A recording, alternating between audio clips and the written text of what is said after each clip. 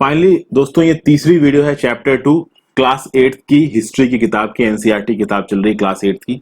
यहां पे हम लोग शुरू करेंगे the war with the Marathas से। इससे पहले हमने बहुत सारे प्रिंसिपैलिटीज के साथ जो लड़ाइयां हुई अंग्रेजों की वो देखा। तो हमने इससे पहले देखा कैसे मैसूर के साथ लड़ाई हुई अंग्रेजों की। उससे पहले बैटल ऑफ प्लासी के बारे में देखा था, किस तरीके से अंग्रेज इंडिया में आए, किस तरीके से उन्होंने अपने जोर को यहाँ पे लगाना शुरू किया और धीरे धीरे करके उन्होंने अपनी पॉलिटिकल लीडरशिप को इंडिया में शुरू किया, क्योंकि उनको यह पता चल चुका था कि पॉलिटिकल अगर इकोनॉमिक फील्ड में हमें डोमिनेट करना है तो हमें अपना राज को स्थापित करना पड़ेगा, हमें अपने पॉलिटिकल कंट्रोल को स्थापित करना पड़ेगा। ठीक है, यहां पे एक चीज आती है वॉर विद द मराठास। देखिए, मराठा एक बहुत बड़ी ताकत थी दोस्तों, और मराठाओं को दबाना बहुत जरूरी था। मराठा हमारे देश के बहुत बड़े भूभाग में राज करते थे। खास बात यह कि 1761 से पहले यानी थर्ड बैटल ऑफ पानीपत से पहले मराठा बहुत ज्यादा ताकतवर थे।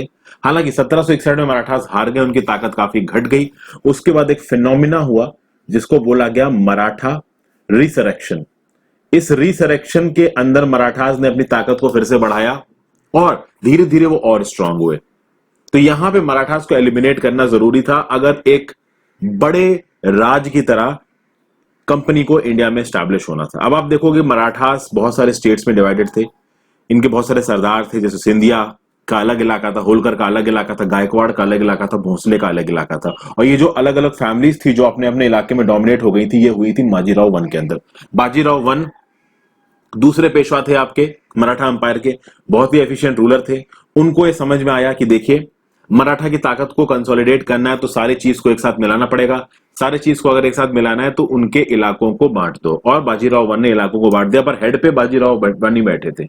बाद में आप देखेंगे जैसे जैसे समय बीतता जाएगा जो क्वालिटी होगी पेशवा की वो गिरेगी। तो पहले बालाजी विश्वनाथ, फिर बाजीराव वन, फिर बालाजी बाजीराव, ठीक है, फिर माधव राव, ये सब तो देखिए एफिशिएंट रहे। रघुनाथ राव के बाद से जो पेशवा आने शुरू होंगे उनकी एफिशिएंसी कम हो जाएगी। ठीक है, अब देखिए कुछ इंपॉर्टेंट मराठा जनरल्स की बात करें तो महादजी सिंधिया, नाना फडणवीस, ये कुछ इंपॉर्टेंट मराठा सोल्जर्स, इन्होंने इंपॉर्टेंट रोल प्ले किया। मराठास के बारे में मैं ऑलरेडी पूरी हिस्ट्री कंप्लीट कर चुका हूं दोस्तों।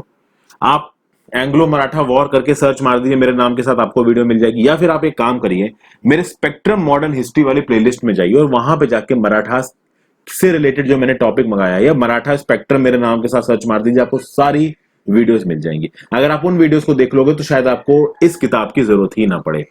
लेकिन फिर भी देखिए दोस्तों, इस किताब को पढ़िए, एनसीईआरटीज को पढ़िए। मैं हमेशा आपको बताता हूं क्योंकि एनसीईआरटीज में बेस लिखा है, कोई भी चीज क्यों हुई ये लिखा हुआ है, इसीलिए मैं एनसीईआरटी पे फोकस करता हूं। मेरा काम है आपको पूरा पढ़ाना, अब पढ़ना नहीं पढ़ना वो आपका काम है। ठीक है, तो देखिए मराठा को एक वॉर में हरा पाना इंपॉसिबल था। इनफैक्ट किसी भी इंडियन पावर, बहुत ही कम ऐसी इंडियन पावर्स जिनको एक वॉर में अंग्रेजों ने हराया। तो देखिए मैसूर के साथ 4 जंगें लड़नी पड़ी, मराठास के साथ 3 जंगें लड़नी पड़ी, सिखों के साथ 2 जंगें लड़नी पड़ी, तब जाके इनको दबा पाई ब्रिटिश ईस्ट इंडिया कंपनी।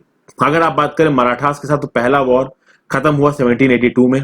इस वॉर में वैसे तो कोई क्लियर विक्ट्री दिख नहीं रही थी, बट आप कह सकते हैं कि हाँ मराठा इसमें जीत गए थे, मराठा को एडवांटेज था इस वॉर में। सेकेंड एंग्लो मराठा वॉर हुआ 1803 से 1805 में। इस समय तक मराठास काफी कमजोर हो चुके थे और अंग्रेज लगातार अपनी ताकत को बढ़ा रहे थे। इसमें अंग्रेजों को उड़ीसा मिला और यमुना के नॉर्थ में जो टेरिटरीज थी वो मिल गई, तो आगरा मिल गया, दिल्ली मिल गया। और थर्ड एंग्लो मराठा वॉर में 1817 से 19 के टाइम पीरियड में जो हुआ उसमें मराठास को पूरी तरीके से क्रश कर दिया अंग्रेजों ने, मराठा पावर खत्म कर दी। इसमें पेशवा को रिटायर कर दिया गया, बिठूर नाम की जगह है कानपुर के पास, वहां पे उसको रिटायर कर दिया गया। और मराठा का जो पूरा इलाका था ऑलमोस्ट पूरे इलाके पे डायरेक्टली या फिर आप कह सकते हो इनडायरेक्टली अंग्रेजों का कंट्रोल आ गया। अब मैंने आपसे एक शब्द की बात की यहां पे, मराठा कॉन्फेडरेसी। कॉन्फेडरेसी का मतलब क्या है? अलायंस, रूलर का अलायंस।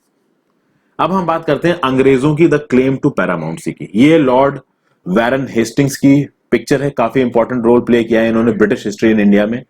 और ये रानी चिन्नम्मा की तस्वीर है, ये किट्टूर की रानी थी, किट्टूर नाम की जगह है कर्नाटका में। इनके बारे में भी अभी हम थोड़ी देर में दोस्तों बात करेंगे अच्छे से।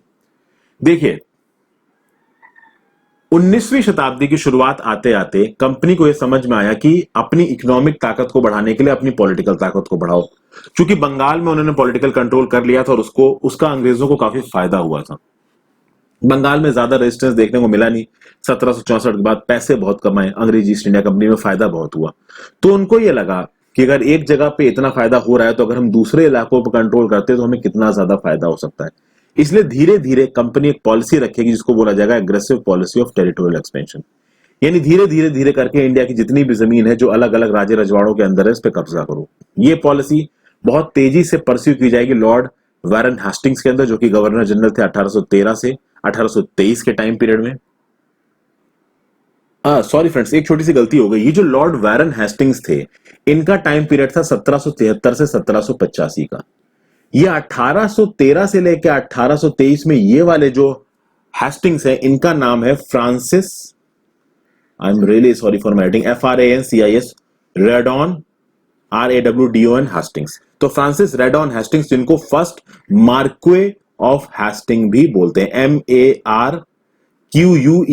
I am really sorry for my writing, आप सर्च मार लीजिए। तो देखिए, लॉर्ड वारन हेस्टिंग्स थे 1773 से लेकर 1785 में, और 1823 से लेकर 1823 में फ्रैंकिस रॉडन हेस्टिंग्स, जिनको फर्स्ट मार्क्वे ऑफ हेस्टिंग्स बोलते हैं, ये थे लाजो में। इन्होंने क्या बोला? इन्होंने बोला पॉलिसी ऑफ पैरामाउंटसी। पॉलिसी ऑफ पैरामाउंटसी को शुरू किया गया। क्या बोलती है पॉलिसी ऑफ पैरामाउंटसी? इसमें कंपनी ने बोला कि भैया हमारी अथॉरिटी सुप्रीम है, और अगर कंपनी की अथॉरिटी सुप्रीम है तो इंडियन स्टेट्स की अथॉरिटी सुप्रीम नहीं होगी। इंडियन स्टेट्स की अथॉरिटी कंपनी की अथॉरिटी से थोड़ा नीचे आएगी। और कंपनी ने बोला, और ये लॉर्ड हेस्टिंग्स ने बोला, देखिए ये इन फोटो, ये फ्रैंकिस रॉडन हेस्टिंग्स ये है, ये वारन हेस्टिंग्स नहीं है, ध्यान दीजिएगा। इन्होंने बोला कि अगर ब्रिटिश अंपायर के और ब्रिटिश कंपनी के राइट्स को बचाने के लिए हमें किसी जगह को अपनी टेरिटरी में एनेक्स करना पड़ा, उस पर कब्जा करना पड़ा, तो वो भी सही होगा, जस्टिफाइड होगा। तो मतलब पैरामाउंटसी की पॉलिसी लगाई। इन्होंने बोला कि हम एरिया को एनेक्स कर सकते हैं अपने चीजों को, अपने डोमेन्स को बड़ा करने के लिए, अपने इकोनॉमिकल इंटरेस्ट को बढ़ाने के लिए, अपने नेशनलिस्टिक इंटरेस्ट को बढ़ाने के लिए। लेकिन ऑब्वियस सी बात है, जब आप दूसरों के इलाके पे अपना कब्जा करने के लिए आगे बढ़ोगे तो आपको चैलेंज तो झेलना ही पड़ेगा। तो किट्टूर नाम का एक छोटा सा स्टेट है कर्नाटका में, इसको ब्रिटेन ने ट्राई करने की कोशिश की और यहाँ की रानी चन्नम्मा खड़ी हो गई। एंटी ब्रिटिश रेजिस्टेंट मूवमेंट में बहुत अंग्रेजों को मारा। फाइनली इनको 1824 में अरेस्ट कर लिया गया और इनकी प्रिजन में मृत्यु हो गई 1829 की। तो आप कह सकते हैं she is an unsung heroine of our freedom struggle. क्योंकि फ्रीडम स्ट्रगल देखिए 1857 को कुछ लोग फ्रीडम स्ट्रगल नहीं बोलते, देखिए अपने अपने व्यू पॉइंट्स हैं। इस चीज को समझना जरूरी है कि उस समय पे एक नेशनलिस्टिक फीलिंग नहीं थी। तो रानी चिन्नम्मा बोल लीजिए, चाहे रानी ऑफ झांसी बोल लीजिए, 1857 के रिवॉर्ड में जितने भी राजा महाराजा लड़े, वो भले ही पूरे देश की आजादी के लिए नहीं लड़ रहे थे, वो अपने राज्य की आजादी के लिए लड़ रहे थे, लेकिन लड़ तो वो अंग्रेजों के खिलाफ रहे थे ना। अंग्रेजों ने दबा के रखा था ना हमको, तो आप उनको भी वॉर एक फ्रीडम स्ट्रगल के फॉर्म में देखिए, एक फ्रीडम वॉरियर के फॉर्म में ही देखिए, उनको भी उतनी रिस्पेक्ट मिलनी चाहिए, क्योंकि उन्होंने अंग्रेजों के खिलाफ बिना डर के आवाज उठाई थी। तो रानी चिन्नम्मा की जब डेथ हो गई 1829 में, तो उसके बाद रायना करके एक पुअर चौकीदार था, किट्टूर में संगोली नाम की जगह पे रहता था, उसने रेजिस्टेंस को चालू रखा, कई सारे ब्रिटिश कैंप को मारा, कई सारे ब्रिटिश ऑफिसर्स को मारा, रिकॉर्ड्स को तबाह किया। बाद में अंग्रेजों ने इसको भी पकड़ के 1830 में फांसी पे चढ़ा दिया। ऐसे बहुत से रेजिस्टेंस हुए हैं अंग्रेजों के अगेंस्ट में, जो हमारे कह सकते हो टफ एंड ब्रेव, कहते हैं ना ब्रेव हार्टेड इंडियंस ने किए। 1830 तक आते आते जियोपॉलिटिकल कंडीशंस थोड़ी चेंज होगी। अब तक देखिए नेपोलियन का खतरा तो खत्म हो जाएगा। नेपोलियन का खतरा 1815 में बैटल ऑफ वाटरलू में खत्म हो गया, वो वर्ड हिस्ट्री में देखेंगे। यहां पे क्या होगा, यहां पे अंग्रेजी कंपनी को लग रहा था कि भैया रशिया से खतरा है, रशिया को टैकल करना है। रशिया अपने फ्रंटियर्स को बढ़ा सकता है एशिया में, और रशिया इंडिया में घुस सकता है from the way of north west. तो नॉर्थ वेस्ट के इलाके में अगर ये इंडिया है, तो इस नॉर्थ वेस्ट के इलाके में एक प्रॉपर पावर को इंस्टॉल करना चाहते थे ब्रिटिशर्स, ताकि अगर इधर से रशिया अटैक करता है तो उसको रिपेल किया जा सके। तो नॉर्थ वेस्ट के स्फीयर में इंटरफेयर करना शुरू किया इंग्लिश ईस्ट इंडिया कंपनी ने। अब नॉर्थ वेस्ट के स्फीयर में सबसे डोमिनेंट पार्टनर कौन है? अफगानिस्तान। अफगानिस्तान के साथ पहला एंग्लो अफगान वॉर लड़ा गया 1838 से लेकर 1842 के बीच में, जिसमें शुरुआत में तो अंग्रेज जीते, पर बाद में गद्दी पर बैठाया गया शाह सूजा को। शाह सूजा को काट दिया अफगानियों ने और अंग्रेजों को मार मार के खदेड़ा वहां से। तो शुरुआत में 1838 से 1842 में जो फर्स्ट एंग्लो अफगान वॉर हुआ, उसमें अंग्रेजों को लगा कि हम जीत गए, बट एक्चुअली में जीते नहीं थे। बाद में अफगानिस्तानियों ने उनको मार मार के भगाया। ठीक है, तो अफगानिस्तान से तो पिट के आ गए अंग्रेज, तो करें क्या? तो उन्होंने फिर किसको दबाया? सिंध को दबाया। तो अगर ये अफगानिस्तान की जमीन है, तो यहां पे महाराजा रंजीत सिंह का राज है, और यहां पे सिंध का राज है।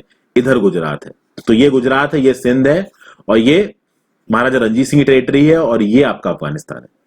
अब देखिए, सिंध के जो अमीर थे ना दोस्तों, वो मिलिट्रली इतने ताकतवर नहीं थे। रंजीत सिंह जी मिलिट्रली ताकतवर थे, भले ही रंजीत सिंह जी उतने स्ट्रांग नहीं थे जितनी English east India company strong थी, बट रंजीत सिंह का राज इतना एफिशिएंट था, इतनी तगड़ी मिलिट्री थी कि अंग्रेजों को डर लगता था रंजीत सिंह के राज पे अटैक करने में।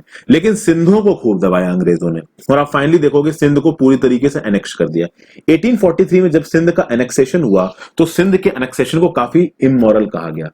बहुत गलत तरीके से सिंध को धोखा देके उसको एनेक्स किया गया। पहली बात तो इन्होंने सिंध के साथ ट्रीटी करके, ट्राइपार्टाइट ट्रीटी करके first Anglo Afghan war Sindh की जमीन पे ही लड़ा, ठीक है, सिंध के रिसोर्सेस का इस्तेमाल किया, और बाद में जब अफगानिस्तान से पिट के वापस आ गए तो सिंध पे ही कब्जा कर लिया। होता है ना कि एक आदमी बाहर पिट के आके घर में अपनी बीवी को मारेगा, कोई इमोरल पर्सन होगा, तो कुछ इस तरीके का अंग्रेजों ने किया, ठीक है। उसके बाद अंग्रेजों का ध्यान किस पे गया? पंजाब पे। अब जब तक रंजीत सिंह जी जिंदा थे अंग्रेजों की औकात नहीं पड़ी कि पंजाब की तरफ हम देखें। 1839 में अनफॉर्चुनेटली रंजीत सिंह जी की मृत्यु हो गई। उसके बाद जो लीडरशिप आई पंजाब में वो एफिशिएंट नहीं है। ये मैंने आपको एंग्लो सिख वॉर में बताया है, मेरी स्पेक्ट्रम की सीरीज देखिए जाके, ठीक है। उसके बाद 2 सिख वॉर्स होंगे और फाइनली 1849 को भी एनेक्स कर लेंगे ब्रिटिश ईस्ट इंडिया कंपनी, क्योंकि एफिशिएंट लीडरशिप नहीं बची थी वहां पे। यहां आप देख सकते हैं महाराजा रंजीत सिंह जी बैठे हुए हैं, पीछे एक आदमी पंखा डुला रहा है और यहाँ पे कुछ लोग उनसे बात कर रहे हैं। बहुत एफिशिएंट सिख राज था इनका। इनके नीचे जो लोग थे वो रंजीत सिंह जी से डरते थे, पर जब रंजीत सिंह जी मर जाएंगे तो सबको गद्दी दिखने लगेगी पंजाब की, और पूरी की पूरी लॉलेसनेस फैल जाएगी पूरे पंजाब में। सबसे खतरनाक अंग्रेजों का जो कब्जा करने वाला फेज आया वो आया डॉक्ट्रिन ऑफ लैप्स के बाद। लॉर्ड डलहौजी आया गवर्नर जनरल की तरह 1848 से 1856 के टाइम पीरियड में, और उसने बोला doctrine of lapse. Doctrine of lapse के तहत यह बोला गया कि किसी भी इंडियन प्रिंसिपैलिटी का रूलर अगर मरता है और उसका डायरेक्ट बॉर्न मेल हेयर नहीं है तो वो किंगडम अंग्रेजी किंगडम का पार्ट बन जाएगा। इस डॉक्ट्रिन को देखते हुए सतारा पे कब्जा किया 1848 में, संबलपुर पे कब्जा किया 1850 में, उदयपुर पे कब्जा किया 1852 में, नागपुर पे कब्जा किया 1853 में, और झांसी पे कब्जा किया 1854 में। होता क्या था दोस्तों, देखिए जो डोमेस्टिक लॉज थे इंडिया के, चाहे हिंदू लॉ ले लीजिए, कुछ कुछ मुस्लिम लॉ में भी, मान लीजिए कोई राजा अगर मरता है तो उसका बेटा राज करेगा। मान लीजिए उसका बेटा नहीं है, मेल हेयर नहीं है, तो वहां पे जो भी बड़े बूढ़े होंगे, जो भी वहां पे पावर में होगा, वो ये डिसाइड कर सकता है कि राजा कौन बनेगा। डलहौजी ने बोला कोई बवाल नहीं, अगर डायरेक्ट बेटा जिंदा नहीं है तो हम तुम्हारे स्टेट को एनेक्स कर लेंगे, तुम अंग्रेजी स्टेट के पास पार्ट हो जाओगे। तो सतारा, संबलपुर, नागपुर, झांसी, उदयपुर में तो ये बवाल किया ही इन्होंने। 1856 में जब अवध का नवाब था, उस अवध के नवाब के बहुत से बेटे थे, तो अंग्रेजों को समझ में आया कि भैया यहां पे तो ये डॉक्ट्रिन ऑफ लैप्स काम नहीं कर पाएगी, तो अवध को एनेक्स करना बहुत जरूरी हो गया था अंग्रेजों के लिए। और मैंने आपको बताया था कि 18वीं शताब्दी के एंड में ही आधा अवध तो पहले ही कब्जा चुके थे अंग्रेज, बचा हुआ अवध भी कब्जाना चाहते थे। तो इन्होंने क्या बोला कि जो अवध का नवाब है ना, ये अवध के लोगों का ध्यान नहीं रख रहा है। जैसे कि अंग्रेजी ईस्ट इंडिया कंपनी तो बड़ा ध्यान ही रखने वाली थी। अंग्रेजी ईस्ट इंडिया कंपनी ने बोला कि हमसे ये देखा नहीं जा रहा है कि अवध के लोगों की क्या हालत है, हम अवध में जो फैला हुआ मिस गवर्नमेंट है उसको दूर करना चाहते हैं, इसलिए हम अवध को अपने अंदर एनेक्स कर रहे हैं। मतलब ये दिखा के कि नवाब ठीक से राज नहीं कर रहा है, लोगों को परेशानी हो रही है, इसलिए हम ठीक से राज करेंगे, लोगों को परेशानी ना हो, इसलिए हम अवध को एनेक्स कर रहे हैं। जैसे ही अवध को एनेक्स किया, गुस्सा फूट गया लोगों में। आप देखोगे 1857 का जब रिवॉल्ट होगा ना, अवध के लोग बढ़ चढ़ के पार्टिसिपेट करेंगे। अब 1557 के रिवॉल्ट को अगर आप देखोगे, इसके बहुत से कारण है। एक कारण अवध का एनेक्सेशन भी था, एक कारण बाकी स्टेट्स का एनेक्सेशन था। आप देखोगे झांसी की रानी क्या वीर तरीके से लड़ेंगी अंग्रेजों से, अंग्रेजों को परेशान करके रख देंगी। तो यहां पे आप अंग्रेजों का पैटर्न देखिए, ये जो पीले रंग का इलाका दिख रहा है, ऑलमोस्ट ऑरेंज रंग का, ये ब्रिटिश रूल के अंदर है, बाकी लाल रंग का ऑलमोस्ट इलाका है, पिंक रंग का, वो ब्रिटिश रूल के अंदर नहीं है। 1797 में देखिए बहुत ही छोटा सा इलाका, ये जो बंगाल की प्रोविंस है, ठीक है, अवध की प्रोविंस का थोड़ा बहुत हिस्सा खींच लिया, बनारस का इलाका, नीचे नॉर्दर्न सरकार्स, थोड़ा बहुत ओडिशा का इलाका, ये सब कंट्रोल में है ब्रिटेन के। कब? 1797 में। 1840 आते आते देखिए कितना सारा इलाका इस येलो इसमें आ चुका है, स्फीयर में। तो यहां पे देखिए, इस जगह पे देखिए, सेंट्रल बहुत सारे इलाकों में डायरेक्ट कंट्रोल कर लिया अंग्रेजों ने। और भैया 1857 आते आते तो गजब ही हो गया। डॉक्ट्रिन ऑफ लैप्स के चलते एक फ्यूरियस, एक एग्रेसिव पॉलिसी ऑफ एनेक्सेशन को फॉलो किया लॉर्ड डलहौजी में, और एक बहुत बड़े इंडियन सबकॉन्टिनेंट के इलाके को ब्रिटिश पावर के अंदर ले आए। लेकिन हर चीज की एक सीमा होती है। लोगों को गुस्सा आ गया, उन्होंने हथियार उठा लिए। 1857 का रिवॉल्ट हो गया। जब 1857 का रिवॉल्ट को क्रश कर दिया गया तो अंग्रेजों ने बोला कि अब हम और किसी भी स्टेट को एनेक्स नहीं करेंगे, जो स्टेट जहां है वो वहां पे राज कर सकता है। आगे चलते हैं, setting up of a new administration, इसको देखते हैं। यहां पे पहले कुछ इंपॉर्टेंट टर्म्स को समझिए, काजी, मुफ्ती और इंपीचमेंट। इंपीचमेंट तो देखिए दोस्तों, आपको पता ही है हमारे देश में प्रेसिडेंट का भी इंपीचमेंट होता है, तो उसी तरीके का देखिए, ये जो हमारे देश में प्रेसिडेंट का इंपीचमेंट होता है, ये कहां से इस कॉन्सेप्ट को उठाया गया? इस कॉन्सेप्ट को उठाया गया है ब्रिटेन की पार्लियामेंट से। ब्रिटेन के पार्लियामेंट में हाउस ऑफ लॉर्ड्स है, और हाउस ऑफ लॉर्ड्स एक ट्रायल लेता है। उस ट्रायल में इंग्लैंड के ऊपर अगर किसी के ऊपर मिसकंडक्ट के चार्जेस लगे हैं तो उसका इंपीचमेंट होता है। उसको वहां पे पार्लियामेंट में खड़े करके उससे सवाल पूछे जाते हैं, आपने ये गलत किया, आपने ये गलत किया। सर वॉरेन हेस्टिंग्स का भी इंपीचमेंट हुआ था, उसके बारे में अभी हम बात करेंगे। काजी क्या था? तो भैया उस समय पे इन अंग्रेजों के राज के दौरान जो जजेस हुआ करते थे उनको आप काजी बोलते थे। मुफ्ती क्या थे? मुफ्ती एक ज्यूरिस्ट होता था मुस्लिम कम्युनिटी का। इसको जो मुस्लिम पर्सनल लॉ है उसके बारे में काफी जानकारी होती है, और इन मुस्लिम पर्सनल लॉ में ये लिखा होता था कि भैया कौन से क्राइम की कितनी सजा, अगर ये किया है तो इसके लिए इसको ऊपर क्या इल्जाम, मतलब क्या पनिशमेंट होना चाहिए, ये सब बातें ये मुफ्ती बताता था। तो मुफ्ती लॉ बताता था और उसके हिसाब से जजमेंट काजी लेता था। क्रिमिनल फील्ड में इनका ज्यादा इन्वॉल्वमेंट था। अब इस पर हम थोड़ी देर में आते हैं दोस्तों। तो वॉरेन हेस्टिंग्स जी की बात करते हैं। 1773 से लेकर 1785 तक ये गवर्नर जनरल लगे, काफी इंपॉर्टेंट फिगर माने जाते हैं। काफी बड़ा रोल था इनका कंपनी की पावर को एक्सटेंड करने में। आप देखेंगे कंपनी ने न केवल बंगाल में पावर को एक्वायर किया, बॉम्बे और मद्रास में भी पावर को ऑक्युपाई किया। उन्होंने अपने राज को, इंडिया में अपने राज को मेनली 3 प्रेसिडेंसीज में बांटा। एक थी आपकी बंगाल प्रेसिडेंसी, एक बॉम्बे प्रेसिडेंसी, एक मद्रास प्रेसिडेंसी। शुरुआत कहां से हुई थी? बंगाल प्रेसिडेंसी से हुई थी। धीरे धीरे करके आप देखोगे कि मैसूर को हराया तो मद्रास प्रेसिडेंसी पे जोर आ रहा था, निजाम के ऊपर तो इनकी चलती है, और जब मराठास को हराया तो बॉम्बे प्रेसिडेंसी के ऊपर भी इनका काफी जोर आ गया। मतलब बॉम्बे प्रेसिडेंसी के अंदर जो इलाके आते थे वो बड़े होते गए। जैसे जैसे ये रूलर्स को बढ़ाते गए वैसे वैसे इनकी प्रेसिडेंसीज के अंदर जो इलाके आते गए वो बड़े होते गए। शुरुआत में इन प्रेसिडेंसीज में केवल ट्रेड से रिलेटेड काम होता था, चूंकि कॉमर्शियल कंपनी थी ईस्ट इंडिया कंपनी। बाद में पॉलिटिक्स से रिलेटेड भी काम होने लगा। पूरी की पूरी बड़ी प्रोविंस का प्रेसिडेंसी का एडमिनिस्ट्रेशन होने लगा। 1773 के रेगुलेटिंग एक्ट में मैंने आपको बताया था मद्रास और बॉम्बे की प्रोविंस को बंगाल के अधीन कर दिया गया। तो सुप्रीम हेड कौन बन गया? एडमिनिस्ट्रेशन का गवर्नर जनरल, जो कि बंगाल का गवर्नर था पहले थे वॉरेन हेस्टिंग्स। और वो बहुत सारे एडमिनिस्ट्रेटिव रिफॉर्म्स लेके आए, खासकर जस्टिस के फील्ड में, जुडिशरी के फील्ड में जो वो रिफॉर्म्स लेके आए उनको इंपॉर्टेंट माना गया। 1772 में एक नए किस्म का जस्टिस सिस्टम को इंट्रोड्यूस किया गया। 2 तरीके के कोर्ट इंट्रोड्यूस किए गए, एक है क्रिमिनल कोर्ट, एक है सिविल कोर्ट। ये जो डिस्टिंक्शन है ये आज भी इस्तेमाल किया जाता है दोस्तों। अगर आप किसी डिस्ट्रिक्ट में जाओगे तो वहां पे होगा तो एक ही डिस्ट्रिक्ट कोर्ट, लेकिन वो 2 कैपेसिटी में बैठता है। एक उसको बोला जाता है डिस्ट्रिक्ट कोर्ट, एक बोला जाता है सेशंस कोर्ट। तो अगर क्रिमिनल चार्जेस को वो हियर कर रहा है तो वो एज अ सेशंस कोर्ट बैठेगा, अगर वो सिविल चार्जेस को हियर कर रहा है तो वो एज अ डिस्ट्रिक्ट कोर्ट बैठेगा। उस समय पे सिविल कोर्ट को बोला जाता था दीवानी अदालत और क्रिमिनल कोर्ट को बोला जाता था फौजदारी अदालत। ठीक है। अब उस समय पे जो कोर्ट्स चलती थी ना दोस्तों, शुरुआत में आप देखोगे तो कोई लॉ का एक, कहते हैं ना कि एक पीनल कोड होता है, कोई इस तरीके का एक एग्जॉस्टिव पीनल कोड नहीं बनाया गया था। काफी हद तक जो डिसीजन लिए जाते थे वो हिंदू लॉस के हिसाब से लिए जाते थे या फिर मुस्लिम लॉ के हिसाब से लिए जाते थे। तो जब हिंदू लॉ की बात होती थी तो डिस्कशन किया जाता था हिंदू पंडित से, उसी तरीके से मौलवी से डिस्कशन किया जाता था जब किसी मुस्लिम लॉ की बात होती थी। तो अगर सिविल केस होंगे तो उसके ऊपर कौन बैठेगा? यूरोपियन डिस्ट्रिक्ट कलेक्टर्स बैठेंगे। सिविल केसेस में लॉ को डिसाइड, सजा को डिसाइड करने के लिए, कोई पेनाल्टी लगाने के लिए मौलवीज और हिंदुओं के साथ डिस्कस किया जाएगा।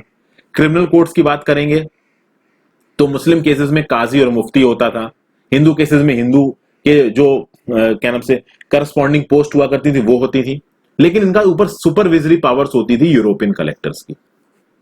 तो शुरुआत में जो ये क्रिमिनल जस्टिस सिस्टम रिफॉर्म हुआ उसमें पहली बात तो जो सब्जेक्ट्स हैं उनको 2 भागों में बांटा गया कि भाई सिविल केसेस अलग लड़े जाएंगे और क्रिमिनल केसेस अलग लड़े जाएंगे। उसके बाद देखते हैं दोस्तों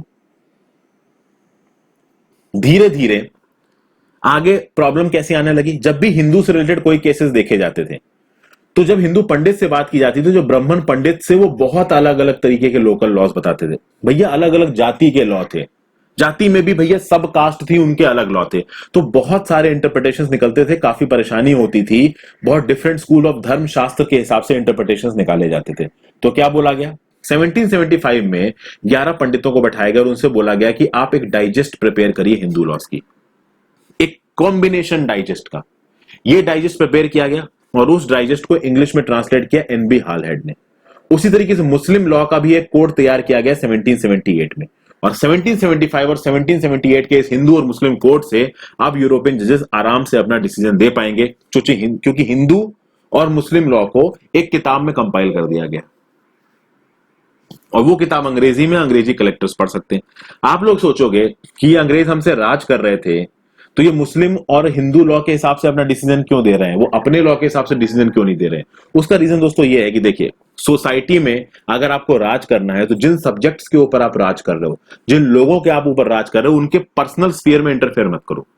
तो अगर उनका कोई कास्ट मैटर चल रहा है तो चलने दो, उनका कोई रिलीजियस मैटर चल रहा है तो चलने दो। तो एक आदमी अगर गाय नहीं खाता है तो उसे मत खाने दो, एक आदमी अगर सुअर नहीं खाता है तो उसे मत खाने दो। मतलब जबरदस्ती किसी को और मत करो, क्योंकि इन सब चीजों से अंग्रेजों की इकोनॉमिक ताकत पे कोई फर्क नहीं पड़ेगा। अंग्रेजों को मतलब था अपने ट्रेड से, अंग्रेजों को मतलब था पैसे से, पॉलिटिकल पावर से, उनका कंट्रोल बना रहे और वो बना हुआ है।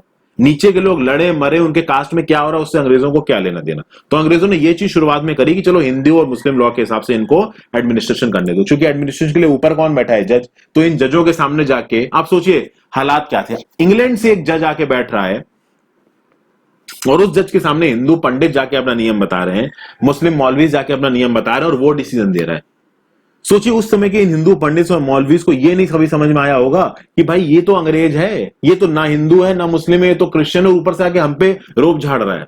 एक्चुअली में वो क्रिश्चियन धर्म का भी प्रचारक नहीं था, वो अपने ही इकोनॉमी और ट्रेड के लिए लगा हुआ था। समझ गए आप? लेकिन अब उस समय पे कोई नेशनलिज्म की फीलिंग थी नहीं, सब लोग कास्ट, रिलीजन, इन सब चीजों के आधार पर सोचते थे, तो ये सब चीजें चलती रही। रेगुलेटिंग एक्ट आया 1773 का, इसके अंदर एक नई सुप्रीम कोर्ट की स्थापना की गई और एक कोर्ट ऑफ अपील बनाया गया था, सदर निजामत अदालत। ये कोर्ट ऑफ अपील बनाया गया कलकत्ता में। तो अगर कोई नीचे की लेवल की कोर्ट में अगेंस्ट में अगर कोई अपील करना चाहता है तो वो सदर निजामत अदालत में जाके अपील करेगा।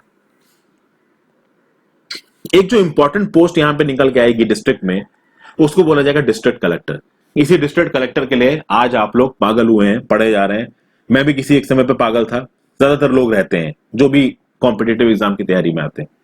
इसका काम क्या था कलेक्टर का? कलेक्टर नाम से पता चल रहा है कि इसका काम था रेवेन्यू को कलेक्ट करना, टैक्सेस को कलेक्ट करना, अपने डिस्ट्रिक्ट में लॉ एंड ऑर्डर को मेंटेन करना। इनफैक्ट इसके पास जुडिशियल पावर्स भी थी दोस्तों।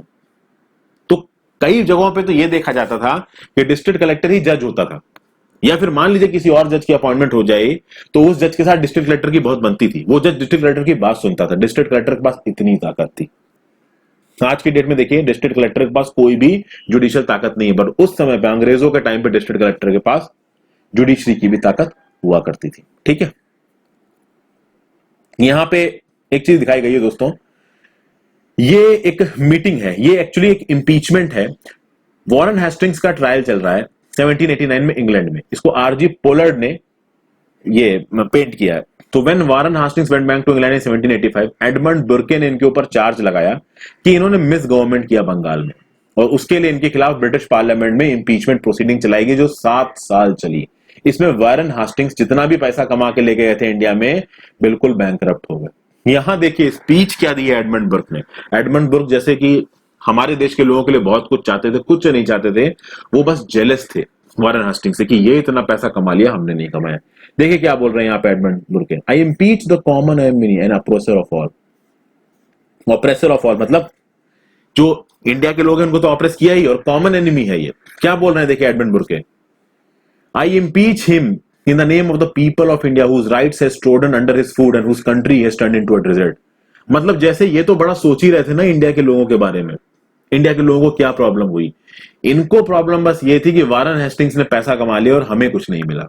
इंडिया के लोगों के से इनको कोई मतलब नहीं था। अगर इंडिया के लोगों से इनको मतलब होता ना, बहुत पहले ही इंडिया को आजादी मिल गई होती। और आजादी नहीं मिली तो कम से कम राइट्स तो मिलते, कुछ नहीं दिया अंग्रेजों ने, सिर्फ लूटा है।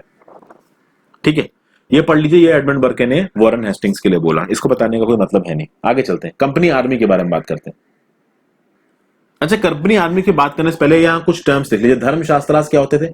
ये संस्कृत टेक्स्ट होते थे जो कि ये बताते थे कि भाई सोशल रूल्स किस तरीके से होंगे, कोड्स ऑफ बिहेवियर क्या होंगे। तो मैन का कोड ऑफ बिहेवियर क्या होगा, वुमेन का कोड ऑफ बिहेवियर क्या होगा, इस जाति का कोड ऑफ बिहेवियर क्या होगा। 500 बीसी बिफोर क्राइस्ट एरा में इनको कंपोज किया गया था और बाद में भी इनके हिसाब से काम चल रहा था। सवार क्या होता है? सवार होता है कि मैन ऑन हॉर्सेस, यानी हॉर्सेस पे चढ़ के जो मैन जाते हैं उनको आप बोलते हो सवार। मस्कट क्या होता है? मस्कट होता है एक हैवी गन्स, जो इन्फेंट्री के सोल्जर्स होते हैं। अब यहाँ दो वर्ड्स आएंगे दोस्तों, एक वर्ड आएगा इन्फेंट्री, एक वर्ड आएगा कैवलरी। एक ये वर्ड है इन्फेंट्री, एक वर्ड आता है कैवलरी। इन्फेंट्री क्या होती है? इन्फेंट्री वो सोल्जर्स होते हैं जो जमीन पे पैदल चल के बैटलफील्ड में लड़ते हैं, उनके हाथ में गन होती है, वो गन का इस्तेमाल करते हैं। कैवलरी क्या होती है? कैवलरी ज्यादातर केसेस में क्या होता है कि वो सैनिक जो कि घोड़े पे सवार होते हैं, घोड़े पे सवारी करते हुए तलवार से लड़ते हैं। तो एक हाथ में उन्होंने घोड़े की लगाम पकड़ रखी होती है, दूसरे हाथ में तलवार पकड़ रखी होती है और वो लड़ रहे होते हैं। तो एक चीज होती है कैवलरी, एक चीज होती है इन्फेंट्री। ठीक है, तो ये दो वर्ड्स अभी आगे आएंगे, इसलिए मैंने आपको बता दिया। और मैच लॉक क्या होता है? Match lock is a type of gun in which the power was ignited by a match. इसमें पावर इग्नाइट होती है मैच के थ्रू। This is basically an example of match lock gun.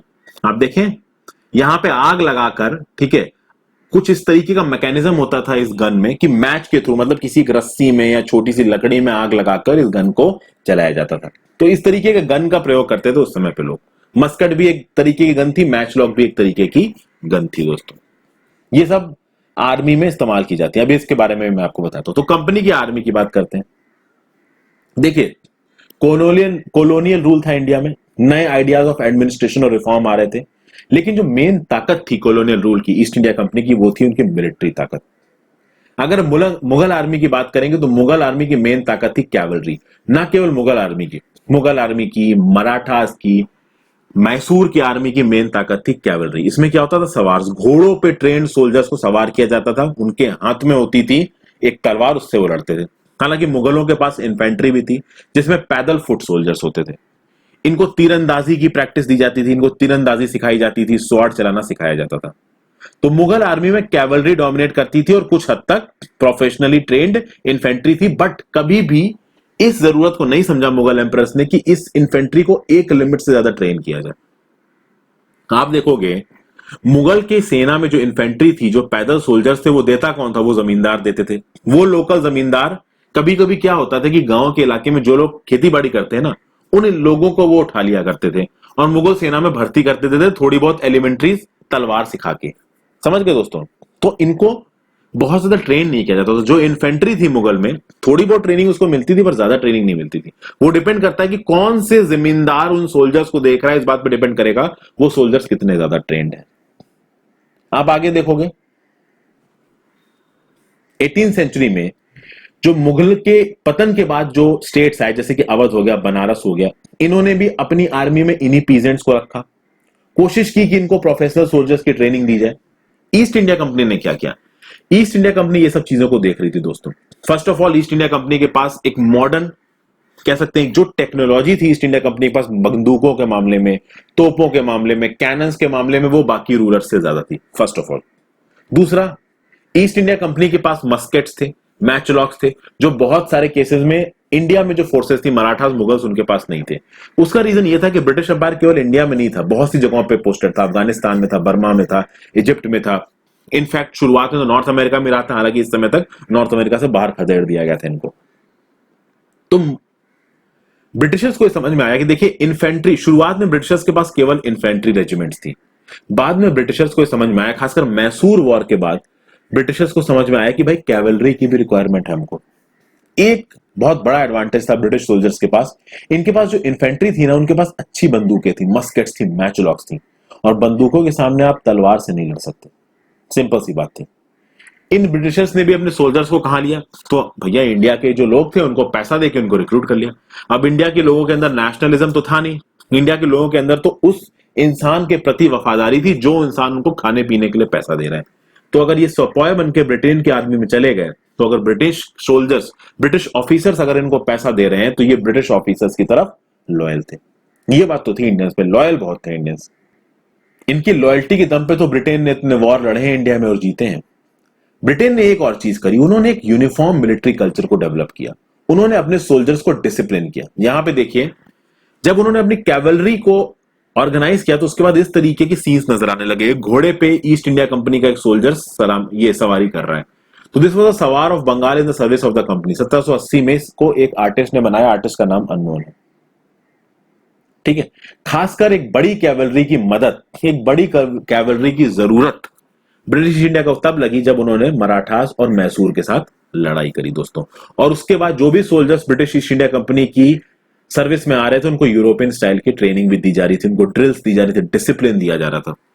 लेकिन प्रॉब्लम यह है दोस्तों, जब आप प्रोफेशनल तरीके से एक आर्मी को डेवलप करोगे तो कुछ कोड्स ऑफ कंडक्ट लेके आओगे, और वो कोड ऑफ कंडक्ट कभी कभी उन लोगों की कास्ट और कम्युनिटी के हिसाब से सेट नहीं बैठते। ठीक है, तो कास्ट और रिलीजियस फीलिंग्स अगर हर्ट होंगी तो उनके रेपरकशंस देखने को मिल सकते हैं, और वो देखने को मिले थे रिवॉल्ट ऑफ 1857 में दोस्तों। ठीक है, तो कंक्लूजन देखा जाए, कंक्लूजन ये है, East India Company was transform from a trading company to a territorial colonial power.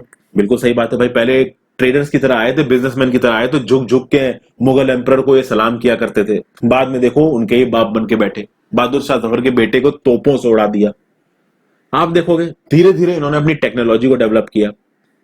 18th century के एंड तक या फिर 19th सेंचुरी की शुरुआत तक आते आते स्टीम इंजन डेवलप हो गया। स्टीम इंजन के दम पे स्टीम शिप्स बन गए। तो पहले जो जर्नी दोस्तों 6 से 8 महीने से होती थी इंग्लैंड से इंडिया आने वाली, अब वो कुछ 3 हफ्तों की हो गई। तो बहुत सारे ब्रिटिशर्स और उनकी फैमिलीज इंडिया में आके सेटल होने लगे। वहां के जो इन्फ्लुएंशियल खानदान थे उनको लगता था मजा सा नहीं आ रहा यार, कहां बिताएं अपनी गर्मियां, कहां बिताएं अपनी सर्दियां, इंडिया चलते हैं, वहां के कल्चर को देखेंगे, वहां के लोगों को देखेंगे। उनके लिए तो टूरिज्म हो जाता था, जो बड़े घर के लोग थे वहां के। 1857 तक आते आते ब्रिटिश ईस्ट इंडिया कंपनी का राज एक बहुत बड़े इलाके पे हो गया था। तो आप देखोगे 1857 में company 63% of the territory own करती थी इंडिया में, और 78% of the population of India was living in this 63% of the territory. और जो रिमेनिंग टेरिटरी थी वो लोग ऑलमोस्ट पपेट्स थे इन ब्रिटेन के राज के हाथों में। वो ब्रिटिश की बात सुनते थे, ब्रिटिश को पैसा भेजते थे, सब कुछ करते थे। तो आप देख सकते थे एक तरीके से ईस्ट इंडिया कंपनी पूरे इंडिया पे कब्जा करके बैठी। अब इसको यहां पे कंपेयर करते हैं किससे, स्लेव ट्रेड इन अफ्रीका से। स्लेव ट्रेड इन अफ्रीका कब शुरू हुआ, डच ट्रेडिंग शिप्स पहुंचे साउदर्न अफ्रीका में, और वहां पे एक स्लेव ट्रेड उन्होंने शुरू किया। क्या करते थे, लोगों को वहां से कैप्चर करते थे, चेन करते थे, उनको चेन में बांध कर, उनके गले में चेन बांध के कुत्ते की तरह उनको खींच के स्लेव मार्केट में लेके जाते थे। 1834 में ये स्लेव ट्रेड, ये स्लेवरी खत्म हो गई थी, पर बहुत बाद तक ये स्लेवरी चली है दोस्तों, in one form of the other. Legal तो नहीं थी बट चली है। अभी देखते हैं, एक विजिटर गया था केप ऑफ गुड होप में, ये जो साउदर्न एज है ना आपका साउदर्न अफ्रीका का, साउथ अफ्रीका का। 1824 की एक कहानी है। तो होता है ना कि आज की डेट में भी कैटल फेयर लगता है दोस्तों, तो वहां पे मुर्गे बकरियां ये सब जाते हैं, और बकरियों का चेहरा देख के उनको चेक करके लोग खरीदते हैं उनको। कुछ उस तरीके से उस समय पे इन स्लेव्स का भी ऑप्शन होता था। इन स्लेव्स को लेके जाया जाता था। एक यहाँ पे व्यू पॉइंट दे रखा है, आंखों देखी एक इंस्टेंस है, एक फीमेल स्लेव और उसके 3 बच्चों को लेके जाया गया, और वहां पे उनकी बोलियां लग रही थी। फीमेल स्लेव को एक अलग आदमी ने खरीदा, इन 3 बच्चों को एक अलग आदमी ने खरीदा। ये बच्चे अपनी मां से चिपट के रो रहे थे, लेकिन जो लोग उनको खरीद रहे थे ना, उनको इनके आंसू नहीं सुनाई पड़ रहे थे। मां को अलग लेके जा रहे हैं, उसके बच्चों को उससे अलग खींच के लेके जा रहे हैं, छोटे छोटे बच्चों को। आप सोचिए उनके बच्चों पे क्या असर पड़ रहा होगा। आप सोच सकते हैं, this is showing the crude form of colonialism, this is showing the nude form of colonialism. Colonialism कितना क्रूअल था, कितना गंदा था, वो यहां पता चलता है। उनके आंसुओं का, उनकी एंग्जाइटी का, उनके एंग्विश का कोई भी फर्क नहीं पड़ रहा था इन लोगों पे जो उनकी खरीद फरोख्त कर रहे थे। उस समय पे तो बहुत सारे लोग ये बोलते थे कि कभी कभी ट्रांसपोर्टेशन के दौरान या फिर लॉजिस्टिक के दौरान, ठीक है, 12 Years एज अ स्लेव एक मूवी भी देखी होगी, कोई पर्सन अगर मर गया ना तो बोला जाता था कि ये लकी है कि मर गया, इसको स्लेवरी से आजादी मिल गई। कुछ कुछ लोगों ने अपनी पूरी जिंदगी काट दी ये सोच के कि कभी तो आजाद होंगे, पर वो कभी आजाद नहीं हुए। खैर, कोलोनियलिज्म की अपनी एक काली हिस्ट्री, बिल्कुल काला समाज। कोलोनियलिज्म का न्यूड चेहरा नजर आता है स्लेव ट्रेड में। फॉर्चुनेटली इंडिया में उतना भयंकर स्लेव ट्रेड नहीं था। स्लेव्स इंडिया में भी थे, हम गुलामी थी अंग्रेजों के, लेकिन जिस हिसाब का स्लेव ट्रेड देखा गया है, जिस हिसाब का स्लेव को दबाया गया है इंग्लैंड में, सॉरी ये अमेरिका में, नॉर्थ अमेरिका में, दैट इज अनमैचेबल। ठीक है, उनको कुत्ते की तरह रखा जाता था, लिटरली कुत्ते की तरह। चलिए यहाँ पे हम लोग इस लेक्चर को खत्म करते हैं दोस्तों। आई होप कि आपको ये लेक्चर अच्छा लगा होगा। Thank you for watching this video friends, have a great day. Please इस लेक्चर को शेयर कर दीजिएगा। Good bye.